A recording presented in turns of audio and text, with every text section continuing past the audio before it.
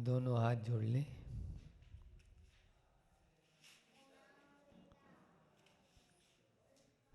आदिम तीर्थंकर प्रभु आदिनाथ मुनिनाथ, आदि व्याधि अडमड मिटे तुम पद में मम मान। चरण शरण है आपके तारण तरण जिहाज, भवदधि तट तट ले चलो करुणा कर जिने राज। बोलिए आदिम तीर्थंकर आदिनाथ भगवान की। बाजना के मूलनायक चिंतामणि पारसनाथ भगवान की।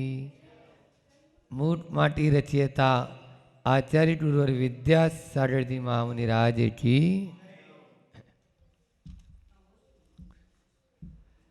लेट क्यों हो गए?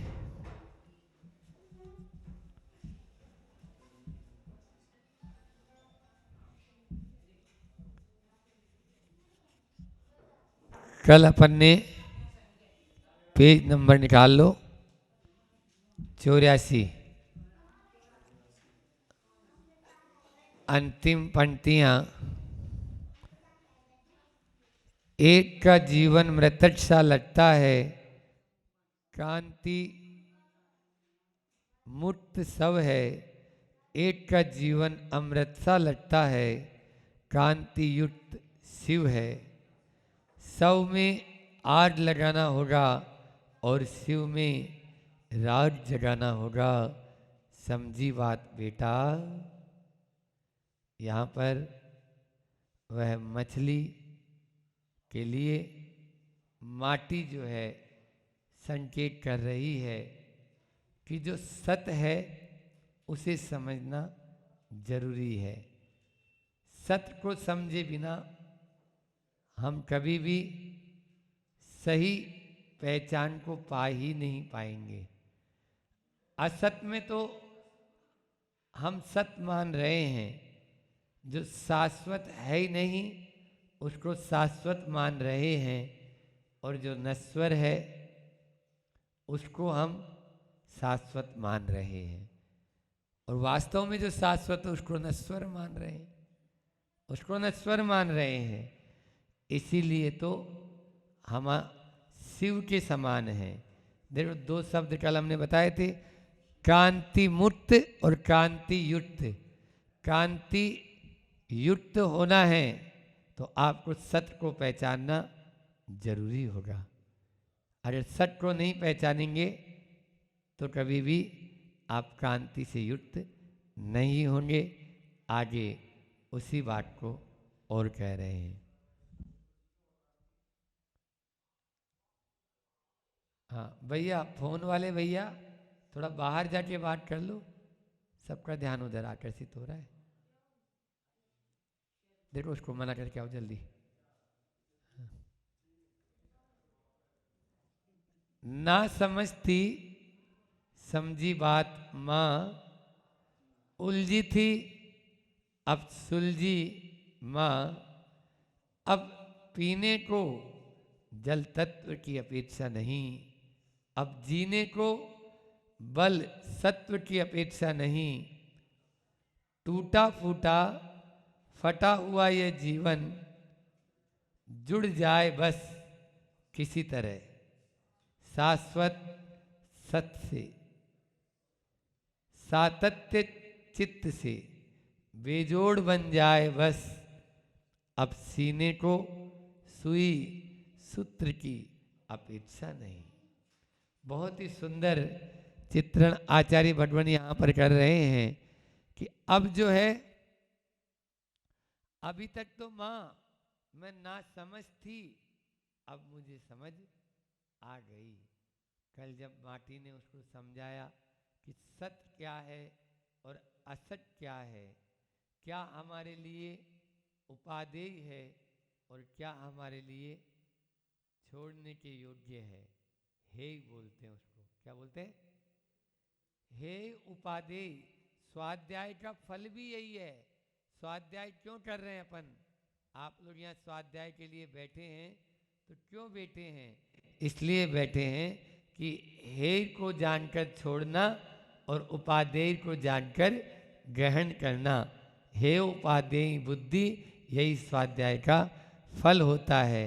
तो यहाँ पर वो बोल रही है मछली माटी से कि माँ मैं ना समझती, अब समझी हूँ, अब आपकी बात समझी हूँ। अभी तक तो मैं संसार में ही उलझी थी, आज सुलझी हूँ। भजनकार भजन तो गा देते हैं, हमरी उलझन सुलझा दो भगवन, तुमरे बिन हमेरा कोई नहीं, लेकिन बस वो बोलते हैं उसई उसई। हाँ, वो इस मछली से भी गए बीते हैं, वो अपनी उलझन को सुलझाना ही नहीं चाह रहे हैं, इसलिए सुलझाना अनिवार्य है। अब वो मछली कह रही है कि माँ अब पीने को मुझे जल तत्व की अपेक्षा यानी आवश्यकता नहीं, अब जीने को बल सत्व, बल और सत्व की अपेक्षा नहीं, टूटा फूटा फटा हुआ ये जीवन जुड़ जाए बस। अपना ये जीवन है, ये कैसा है? हमें ये जो जीवन मिला है, ये जीवन एक फटी किताब के इस अनुसार मिला है। एक ऐसी किताब जिसमें ऊपर के पन्ने भी गायब हैं, कवर तो है ही नहीं, और पीछे के पन्ने भी आधे फटे हैं, और दोनों तरफ का कवर तो भर ही गया। ऐसे ये बीच में थोड़े से पन्ने अपन को मिल गए, इसी को अपन संपूर्ण जीवन समझ रहे हैं। आचार्य भगवान इन पंक्तियों के माध्यम से कहते हैं कि यह टूटा हुआ, फूटा हुआ, फटा हुआ, यह आपका जीवन है। बस जुड़ जाए किसी तरह से, किससे जुड़ जाए? उस शाश्वत सत्य से जुड़ जाए, शाश्वत सत्य से जुड़ जाए। हमारी बुद्धि में वह सत्य आ जाए जो हम पहचान नहीं पा रहे हैं, क्योंकि द्रव्य का लक्षण सत्य है। छहों द्रव्य कभी भी नाश को प्राप्त नहीं होते और नहीं होंगे, इसलिए उस सत्य को पहचानने की यहाँ पर आवश्यकता है। माँ सातत्य चित्त से बेजोड़ बन जाए बस। वो जो सत्य है ना, थोड़ी देर के लिए, सातत्य का मतलब होता है निरंतरता। सातत्य का मतलब क्या है? निरंतरता। वो चित्त से जुड़ जाए। होता क्या है, अपने यहाँ समसानीय वैराग्य है। सुन रहे हो सोनू? समसानीय वैराग्य कैसा है? अभी आप मंदिर में बैठे हो, ऐसा लग रहा है बस सब छोड़ छाड़ के अपन भी बाबा जी बन गए, बहुत बढ़िया है।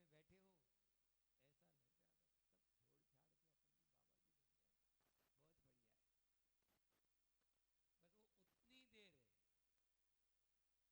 घर पे गए तो तुरंत आप लोग इसी में ही उलझ जाते हैं।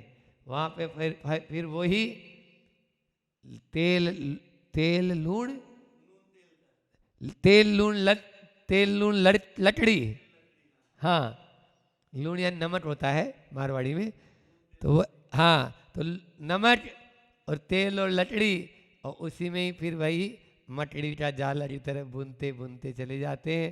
मंदिर में जितनी देर रहे, प्रवचन में जितनी देर बैठे, सत्संग में जितनी देर आप रहे, उतनी देर तो आपका दिमाग, आपका चित्त ठिकाने रहता है।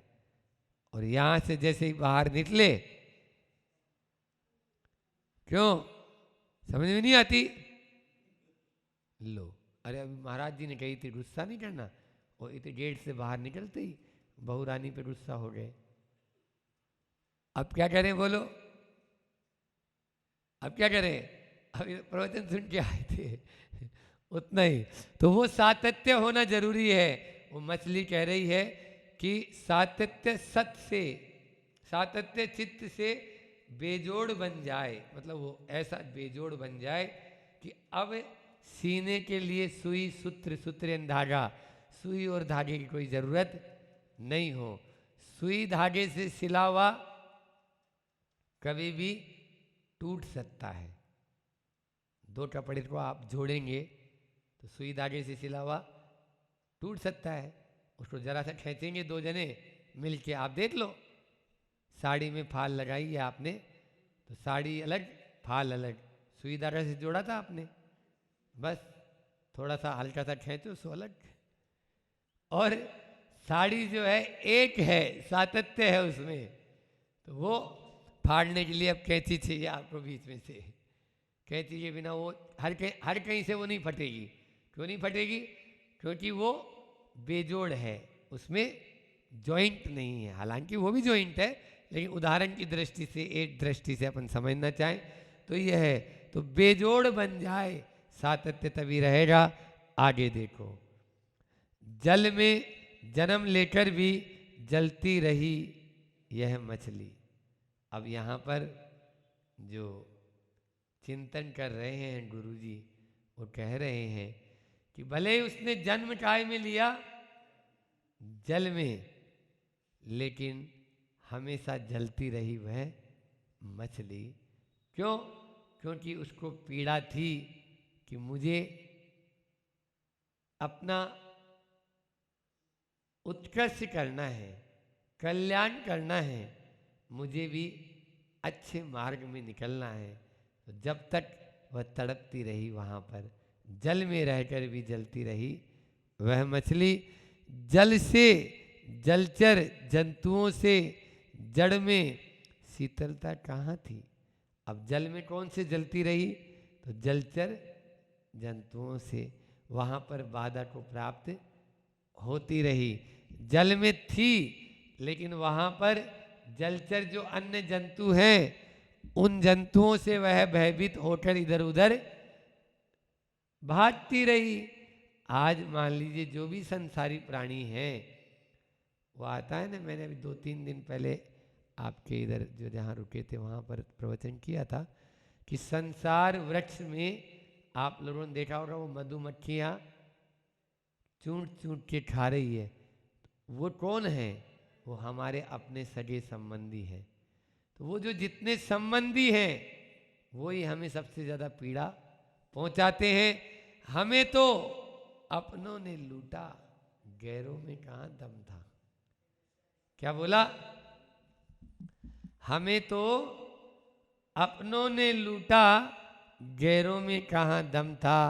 और किश्ती भी वहाँ डूबी जहाँ पानी भी कम था।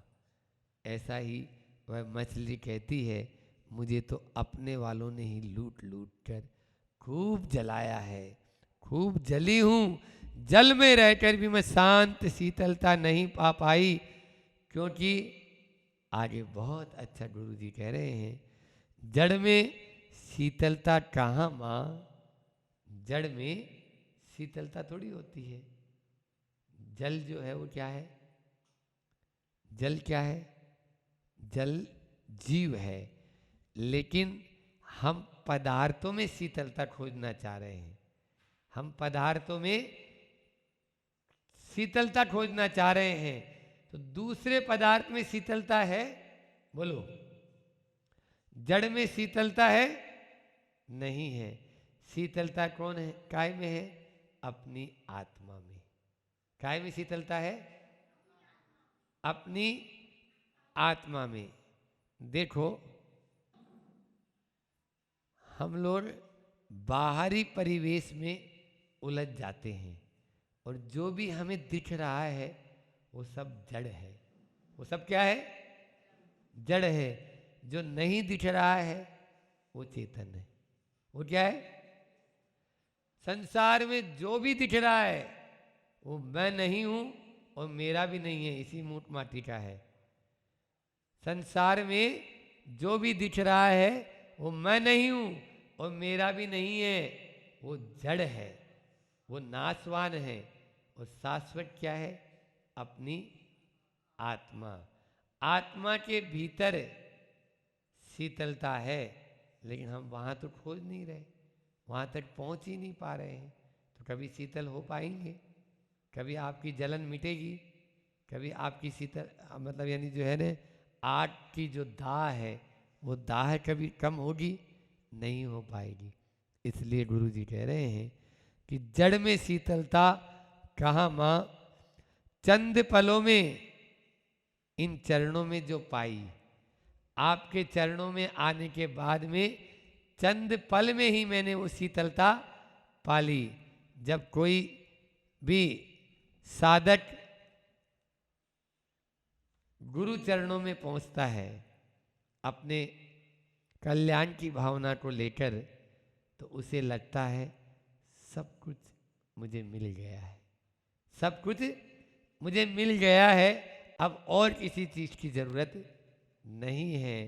इसी प्रकार से वह मछली जैसे ही माटी के पास पहुंचती है तो उस माटी ने जो संबोधन दिया उस संबोधन से उसको बहुत शीतलता प्राप्त हो गई।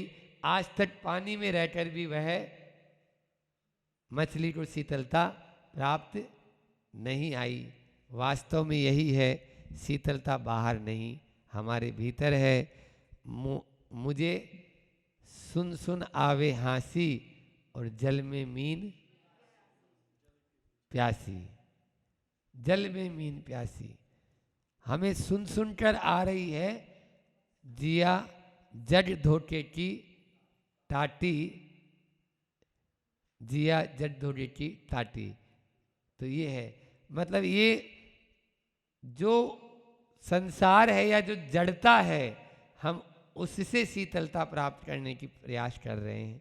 तीन काल में नहीं, थोड़ी सी हाई लेवल की बात है लेकिन फिर भी समझने का प्रयास करो। निश्चय में तो यही है।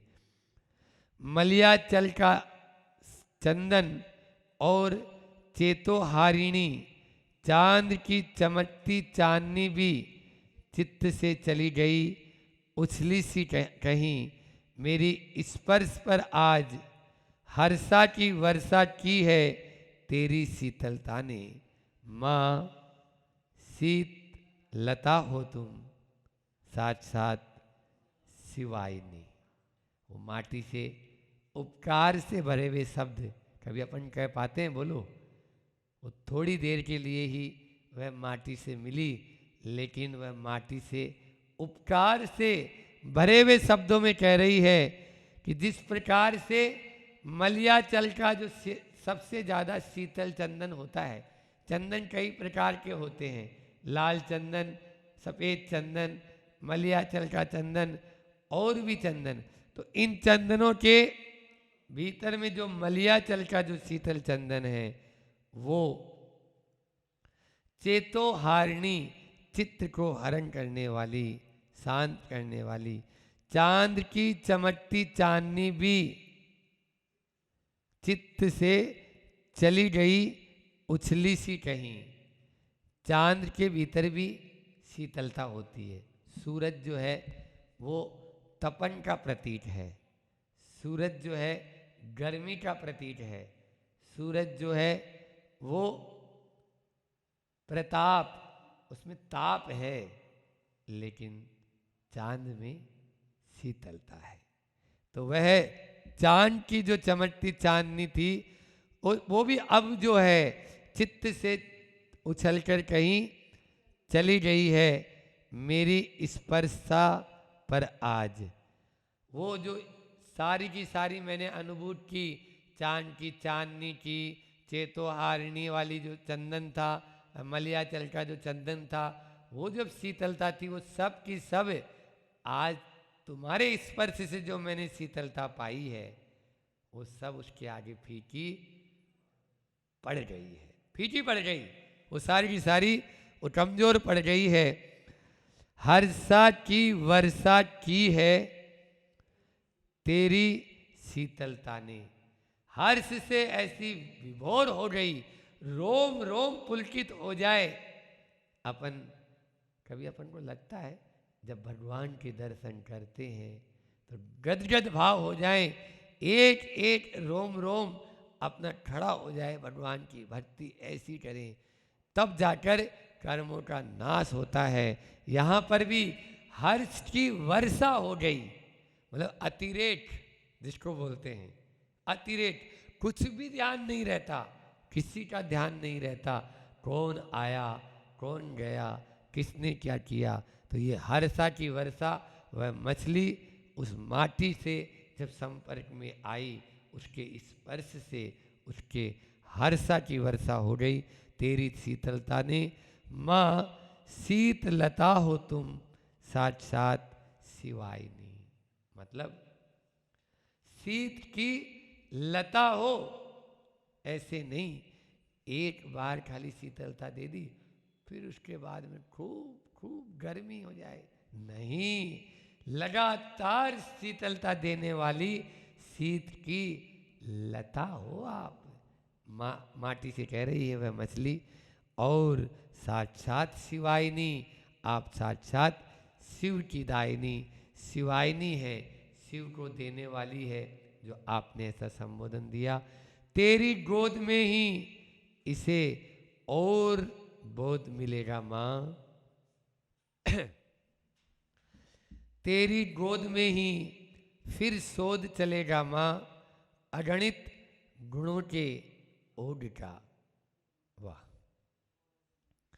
तेरी गोद में ही इसे बोध मिलेगा, और कहीं पर भी अब मुझे बोध मिलेगा नहीं, आप ही मुझे बोध यानी बोधि यानी ज्ञान का उपदेश दे सकती है।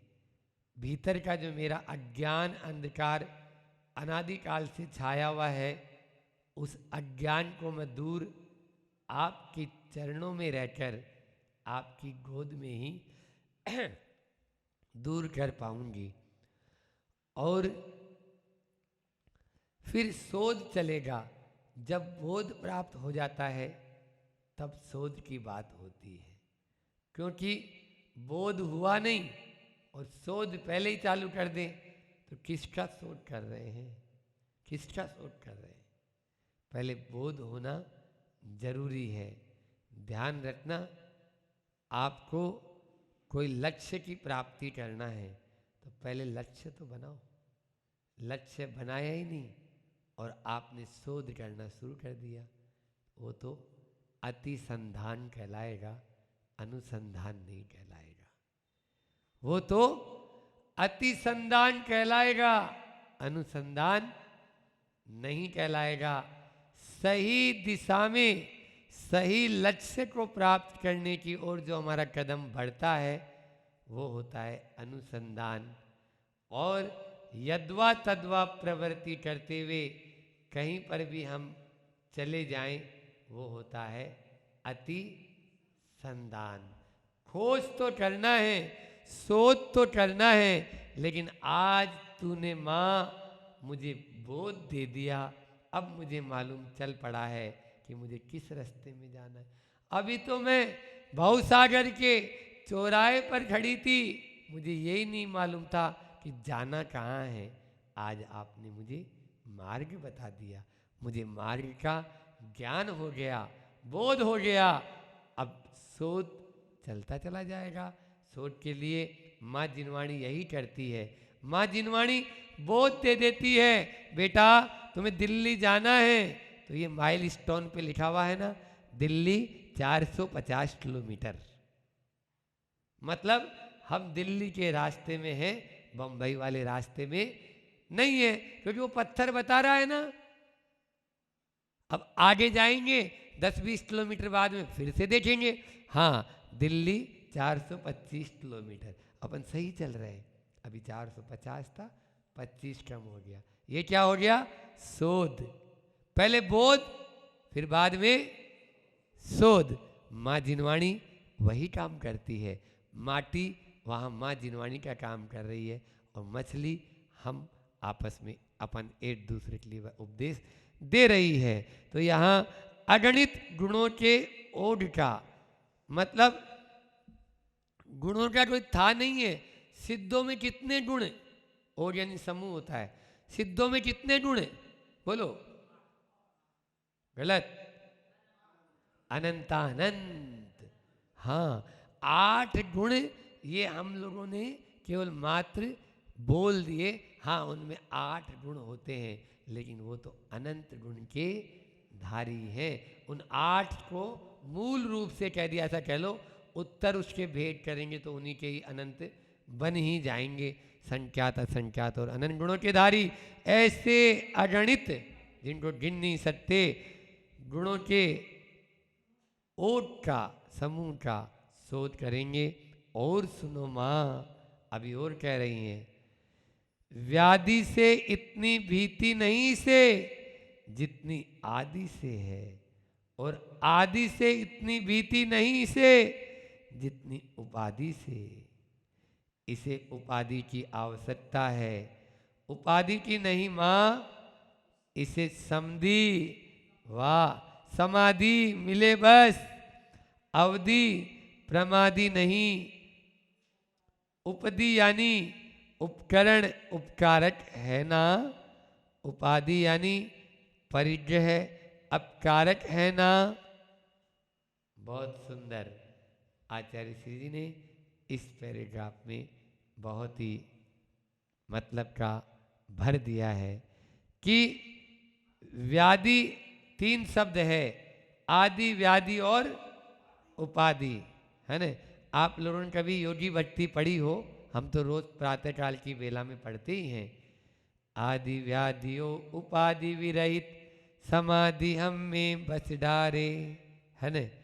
आदि व्याधि और उपाधि विरहित समाधि हम में बस डाले, ऐसा योगी भक्ति में है। तो आदि क्या है, व्याधि क्या है और उपाधि क्या है, समझ लो इसको।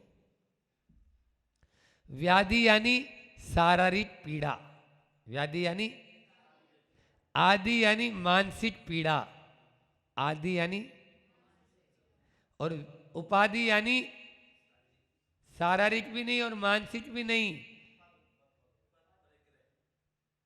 उपाधि का यहाँ परिचय लिया है, लेकिन वो उपाधि का मतलब है कि हमें कोई न कोई चाह, पद की, उपाधि का मतलब पद की चाह, ख्याति, पूजा, लाभ, प्रतिष्ठा आदि, ये सब उपाधि है। क्या है, उपाधि है। लोग क्या कहेंगे, अरे इनको बाप तो इनके लाने कच्छु न छोड़ के गए, मर गए सोई। बस ये जो भूत है ना, ये आप लोगों के पीछे पड़ा हुआ है। अब बेटे को जन्म तो दे दिया, अब भैया इसको पालन पोषण तो करे नहीं, तो लोग क्या कहें, लोग क्या कहें। बस ये उपाधि समझ में आ रहा है ना। ये पूरा हमारा जन्म से लेके मरण तक इसी में पूरा चला जाता है। क्यों, तुम्हारा जी फिर कर्तव्य से विमुख हो जाए। सबसे बड़ा कर्तव्य क्या है वही आप नहीं जान रहे हो। कर्तव्य तो बाद की बात है, कर्तव्य है क्या आपका, करने योग्य क्या है, ये आप पहचान ही नहीं पा रहे हो। आज सवेरे जैसे कहा प्रतिमा लेना क्या कर्तव्य नहीं है, बोलो। क्या माता जी बनना कर्तव्य नहीं है। अरे जब गर्भ में बालक है उसका राज तिलक करके मुनि महाराज या माता जी बन सकते हैं, आपके मोड़ा मोड़ी तो बहुत बड़े हो गए, समझदार भी हो गए। समझ में आ रही है। तो यहाँ पर गुरु जी कह रहे हैं व्याधि से इतनी भीति नहीं इसे, व्याधि से मतलब शारीरिक पीड़ा से इतना कष्ट नहीं है, इतना भय नहीं है इसे, जितनी आदि से है। आदि मतलब मानसिक पीड़ा, सबसे बड़ा कष्ट है मानसिक पीड़ा। देहों में शारीरिक पीड़ा इतनी नहीं है जितनी अपने यहाँ, हाँ कटने फटने काम ही नहीं है ना। आपने थोड़ी सी अब पहाड़ पे गए हम और झाड़ी लग गई तो कभी इतने से फट जाते, कभी इतने से फट जाते, फटेगा ही वो तो, क्योंकि औदारिक शरीर है, वहाँ बैठिए है। तो वहाँ पर व्याधि नहीं है, लेकिन आदि उस व्याधि से बढ़कर है। तन की बीमारी का इलाज तो बंधुओं संभव है, लेकिन मन की बीमारी का इलाज कोई हॉस्पिटल में संभव नहीं है। किसी में भी चले जाओ, किसी में भी हॉस्पिटल में चले जाओ, तन की बीमारी का इलाज संभव, लेकिन मन की बीमारी का इलाज, मानसिक पीड़ा भयंकर पीड़ा होती है। लेकिन आप लोग यहाँ पर देव शास्त्र गुरु की शरण में आए हो तो निश्चित रूप से आप लोगों को हम मन की बीमारी का भी इलाज बता देते हैं। जानना चाहते हो बोलो, जानना चाहते हो? जानने के लिए यही है, जानने के लिए यही है कि संतोष बटी खाइए और तुरंत आराम पाइए। मन की बीमारी का इलाज क्या है? बोलो, संतोष बटी खाइए और तुरंत आराम पाइए। ये है मन की बीमारी का इलाज, संतोष। आपको सारी बीमारी, कितनी शारीरिक व्याधि है, इलाज होए तो नहीं होए तो कुछ भी चले तो पहले संतोष रूपी बटिया आप पहले खा लो और उसके बाद में फिर आयुर्वेद की टैबलेट खाओ, एलोपैथी वाली नहीं। तो यहाँ पर जितनी आदि से नहीं है उससे ज़्यादा भीति है, व्याधि से जितनी नहीं उतनी आदि से, और उस आदि से भी इतनी भीति नहीं इसे जितनी उपाधि से। ख्याति पूजा लाभ के चक्कर में यह कुछ भी करने को तैयार हो जाता है, यह उपाधि से। इसे उपधि की आवश्यकता है, उपाधि की नहीं। उपधि की आवश्यकता है, अच्छी बुद्धि की आवश्यकता है, इसे उपाधि की आवश्यकता नहीं है। यदि बुद्धि सुधर जाए तो ये तीनों आदि व्याधि और उपाधि से वह ऊपर उठ जाएगा। और उपधि का मतलब होता है उपकरण, जो उपचार करे। उपधि का मतलब यहाँ पर ऐसी बुद्धि जो उपचार करे। आज दीदी लेट कैसे हो गई? अच्छा, कल से लेट ही करेंगे, कल से ये क्लास भी लेट हो जाएगी, 4 से 4:30 कर देंगे। हाँ, वो ठीक ही है। हाँ, नहीं कोई बात नहीं, वो है ही तेज धूप है, और महाराज जी की 4:30 से 5 हो जाएगी, तो कोई दिक्कत नहीं। उपाधि की नहीं माँ, इसे समधि समाधि मिले बस। समधि, अब देखो शब्दों को पकड़ो, कितने सारे धी धी धी आचार्य श्री ने। आप लोग तो छी छी छी करते हो, यहाँ धी धी धी को देखो। पहले उन्होंने व्याधि बताया, फिर आदि बताया, फिर उपाधि बताया, फिर उपधि बताया, फिर उपधि के बाद में 5वां समधि। हाँ, समधि तो है ही महाराज जी, हम बन चुके हैं समधि। हमारी बिटिया को ब्याह हो तो हम समधि बन गए। हाँ, समधि समधन, समधि समधन तो होती है थे, तो वही वाली बात है। तो समधि हो गए महाराज जी हम तो। वो नहीं, सम यानी समान, धी यानी बुद्धि, सब में समान बुद्धि रखे, उसको बोलते हैं समधि। समझ आई? अभी तो मारो मोड़ो, मारो छोरो, ओ थारो छोरो, आ मारो मकान, ओ थारो मकान, ओ थारी बिल्डिंग, अब मारी किताब, आ थारी किताब, अब मारी थारी जो चल रही है ना, जहाँ समधि नहीं है। समझ में आ रहे हो? बोल रहे हो नहीं बोल रहे हो? समधि नहीं है ये तो विसमधि है। क्या है? विसमधि है, समधि नहीं। समधि बनाओ, लेकिन अच्छे वाला समधि बनाओ जो समान रूप से हो जाए। समाधि मिले बस, अवधि और आ गया, देखो धी और आ गया। समाधि, समाधि का मतलब आप लोग जानते ही हो, आएगा इसमें काय और शरीर को उसका ट्रस्ट करना। फिर इसे अवधि, अवधि यानी समय, अवधि यानी समय। ध्यान रखो, समय कम है, काम ज्यादा। क्या करते हो? कुछ नहीं महाराज, पहले धीरे धीरे एक एक कली छील छील के संतरा जी खा रहे थे। अब मालूम चला जल्दी से जाना है, तो हमने तो जूसर में डालो, रस निकालो, गट गट पियो और भट गए बस पटने के लिए आने। इसको बोलते हैं अवधि। क्या बोलते हैं? अवधि का महत्व। काल सिर पर सवार है, कर लो, करना हो तो कर लो, नहीं तो कर्जा तो मत कर लो। कर्जा ही कर के जा रहे हैं। ये भी इसी में आया मूठ माटी में कि मरना है तो मर जा, कर्जा मत कर जा। हाँ, मरना है तो मर जा, लेकिन कर्जा तो मत कर जा, वहाँ वाली स्थिति है। तो यहाँ पर भी अवधि में जब आग लग जाएगी, फिर कुएं के कुदाने से कोई फायदा नहीं है। आप एक बार क्या हुआ, एक आग लग गई। अब आग लग गई तो वो गया जल्दी से भागता भागता लोहार के पास में, भैया भैया एक जल्दी से बड़ी वाली बाल्टी बना देना। हाँ ठीक है बना देंगे, कितनी, बहुत बड़ी बाल्टी बना देना। हाँ बना रहा हूँ। तो बनाने के लिए वो जाने लगा, अच्छा जल्दी भेज देना हमारे घर पे, हमारे घर में आग लग गई है। बोलो क्या बोलेंगे दीपक, ऐसे आदमी क्या बोलेंगे, कुछ नहीं बोलेंगे, मूर्ख शिरोमणि बोलेंगे, और क्या बोलेंगे, शिरोमणि तो है वो, लेकिन मूर्ख शिरोमणि है। आग के लगाए फिर आग के लगत फिर कुआ की खुदाए, फिर कोई काम नहीं सरत है। पढ़ते तो हैं लेकिन पढ़ते ही हैं, पढ़ते हैं।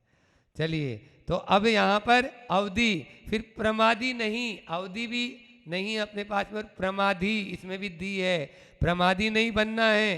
उपदी यानी उपकरण, उपकारक है ना, उपकारण करोति इति उपकरणम, जो उपकार करोति इति उपकरणम, वह जो हमारा उपकार करे वही उपकरण है। जैसे शास्त्र है जिनवाणी माँ, ये क्या है, उपकरण। ये पिछी कमंडल क्या है, उपकरण है। जो उपकार करे, घर गृहस्थी में भी जो हमारा उपकार करेगा वही उपकरण है। यदि हमारी माँ हमको नियम लेने से रोक रही है, हमको पूजा अभिषेक करने से रोक रही है, तो वो उपकरण नहीं, वो उपकरण नहीं, वो अपकरण है। क्या है, एक तो उपकार करने वाली है, एक अपकार करने वाली है। वो आपको नरक निरोध, आज जितने भी बहुतेरे बहुत कम होंगे, पति ने नियम ले लिया तो पत्नी अनुमोदना कर ले कि नहीं बहुत अच्छा किया। अधिकांश में पत्नी यदि नियम लेके चली गई तो पति बवाल मचा देता है, और यदि पति नियम लेके चला जाता है तो पत्नी बवाल मचा देती है। क्यों लेके आए, फिर वही एक नियम और लेके आ गए, क्योंकि वो दोनों की जोड़ी ऐसी बनाता है भगवान। हाँ वो टायर एक ऐसा ही है, एक आगे वाला स्कूटर का, एक पीछे वाला ट्रैक्टर का।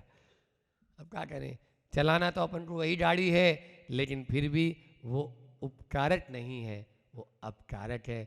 वहाँ साथ साथ बता दिया उसमें अपने श्लोक संग्रह में, श्लोक संग्रह एक पुस्तक, बहुत मोटी पुस्तक है, तो उस श्लोक संग्रह में बताया कि जो आपको नियम लेने से रोक रहा है वो आपका पक्का दुश्मन है, वो आपको नरक की यात्रा कराना चाहता है, पक्का दुश्मन है, चाहे वो आपके माता पिता भी क्यों न हो।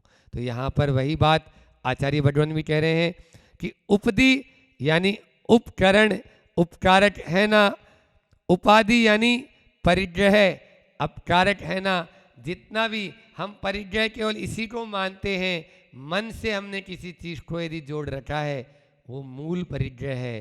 क्योंकि आचार्य उमा स्वामी महाराज ने कहा है मूर्छा परिग्रह, ढेरों हैं लगे हैं, कोई मतलब नहीं है तो वो परिग्रह नहीं है। या जो ले जाए तो ले जाए भैया, हाँ वो बनारसी दास जी उठा नहीं पा रहा है, कोई बात नहीं है, ले मैं उठवा देता हूँ भैया, इतना और कम हो जाए मेरो, कम से कम तू पोट ली। वो चोर की माँ भी कहती है तुम कौन के यहाँ गया था चोरी करने, वापस दे के आ चोरी। ये परिग्रह नहीं, यहाँ पे गुरु जी बोल रहे हैं कि उपाधि यानी परिग्रह, अब कारक है, समय भी अपना हो रहा है। और मछली कहती है इसलिए मुझे सल्लेटना दो माँ, बोधि के बीज सो उल्लेटना दो माँ, मुझे देश ना होना चाहिए क्या, मुझे देख ना दो समाधि को बस देख सकूं, अच्छा देख ना दो समाधि को बस देख सकूं। इस पर मुस्कान लेती हुई माटी कहती है कि सल्लेटना यानी काय और कसाय को क्रश करना होता है बेटा, काय को क्रश करने से कसाय का दम घुटता है, घुटना ही चाहिए। और काया को मिटाना नहीं, मिटती काया में मिलती माया में म्लान मुठी और मुदित मुठी नहीं होना ही सही सल्लेटना है, अन्यथा आत्म का धन लुटता है बेटा, लुटता है बेटा। बहुत सुंदर। चलिए जल्दी चल लेते हैं।